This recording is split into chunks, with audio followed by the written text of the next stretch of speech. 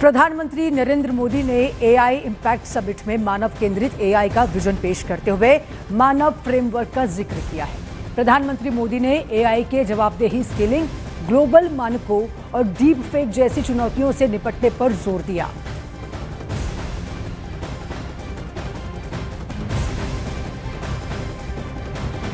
Digital world में content पर भी ऑथेंटिसिटी लेवल्स होने चाहिए ताकि लोगों को पता हो कि क्या असली है और क्या एआई से बनाया गया है।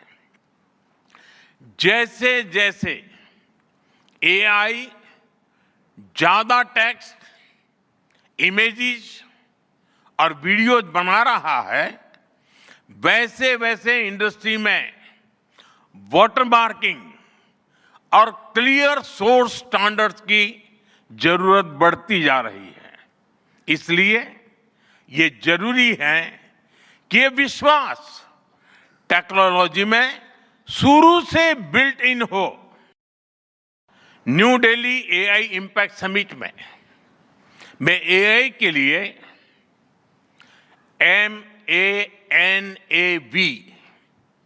MANAV मानव विजन प्रस्तुत करता हूं। मानव का अर्थ होता है ह्यूमन, और मानव विजन कहता है M moral and ethical systems, यानी एआई एथिकल गाइडेंस पर आधारित हो। A अकाउंटेबल गवर्नेंस, यानी transparent rules, robust oversight. And national sovereignty, यानी जिसका डेटा उसका अधिकार।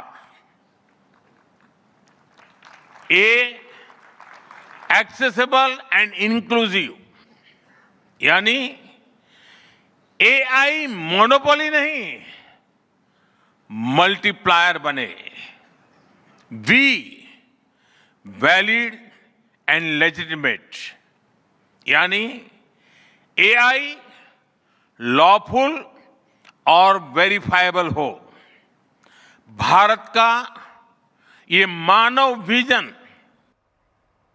तो पीएम ने आर्टिफिशियल इंटेलिजेंस के भविष्य के लिए एक ह्यूमन सेंट्रिक विजन बनाने और तेजी से उभरती टेक्नोलॉजी के डेमोक्रेटाइजेशन और सबको साथ लेकर चलने की अपील की है। प्रधानमंत्री ने कहा कि सबकी भलाई और सबकी खुशी हमारा बेंचमार्क है।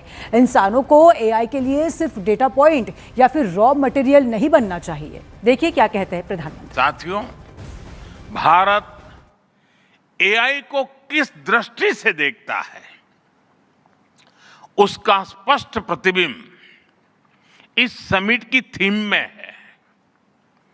सर्वजन हिताय, सर्वजन सुखाय, welfare for all, happiness of all.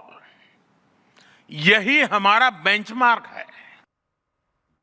वर्तमान पीढ़ी के साथ ही हमें इस बात की भी चिंता करनी है कि आने वाली पीढ़ियों के हाथों में हम एआई का क्या स्वरूप सौंप कर जाएंगे। इसलिए आज असली प्रश्न यह नहीं कि भविष्य में आर्टिफिशियल इंटेलिजेंस क्या कर सकती है। प्रश्न यह है कि वर्तमान में हम आर्टिफिशियल इंटेलिजेंस के साथ क्या करते हैं।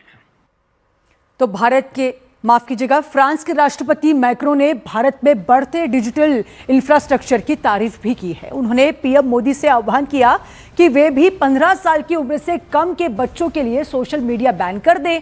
और मैक्रों ने यह भी कहा कि फ्रांस इस रास्ते पर सबसे आगे निकल चुका है।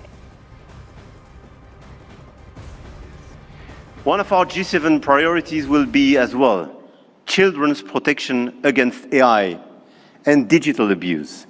You just mentioned it, Mr. Secretary General. There is no reason our children should be exposed online to what is legally forbidden in the real world.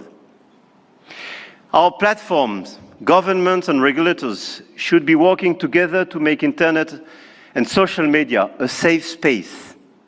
This is why, in France, we are embarking on a process to ban social networks for children under 15 years old.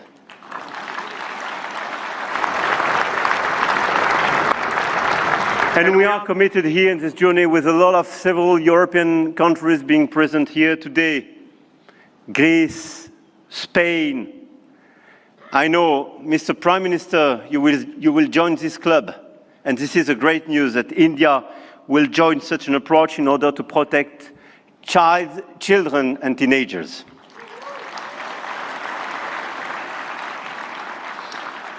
And we stand ready to take all necessary actions to ensure that our young citizens are truly safe, and wish to engage with all willing partners to make this vision happen for all. And this is a new coalition of willings in order to protect our children and teenagers. Protecting our children is not regulation as well. It is civilization.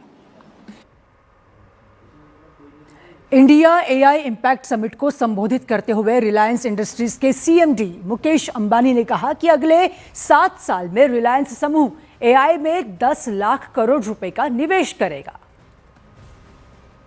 Jio together with Reliance will invest 10 lakh crores over the next 7 years starting this year. This is not speculative investment. It is not for chasing valuation.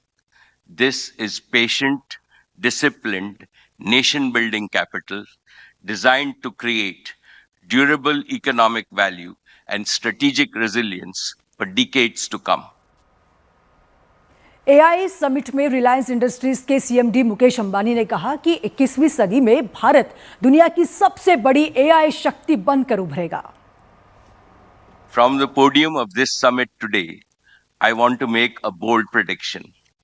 India will emerge as one of the greatest AI powers in the world in the 21st century. My confidence is validated by an undeniable truth. In the coming decades, no country in the world can match India's strength in demography, democracy, development, digital infrastructure, data generation, AI harvest.